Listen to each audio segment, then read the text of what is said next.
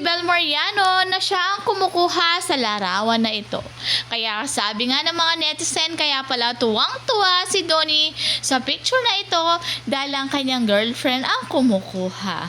How cute! So Bel took a picture, reason why she wasn't there. Donnie is the typical boyfriend smiling when he sees the camera, and Piolo is the big brother energy. At eto naman ang larawan na hawak-hawak ni Bel Mariano ang kanyang bag. At makikita sa second slide ay talagang ayaw niyang nabibigatan at laging humahawak ng bag. Si Bel, talagang si Donnie ang laging kumukuha. Total performer talaga ang isang Bel Mariano. At kaya niyang gawin basta mapasaya niya lang ang kanyang mga fans. Lalo na ang mga nanonood sa kanya. Talagang papa-impress niya ito sa kanyang gagawin. This isn't about sparks that fade. It's about warmth that stays.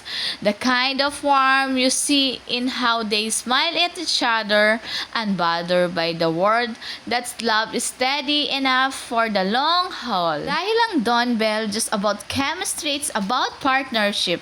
From career high to personal low, they've proven time and again that love is about being present in every moment.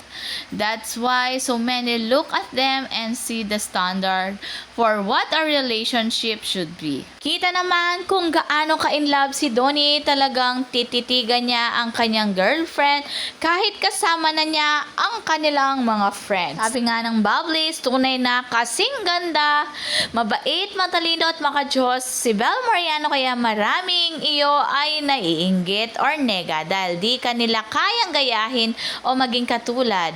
You are the one and only Belinda.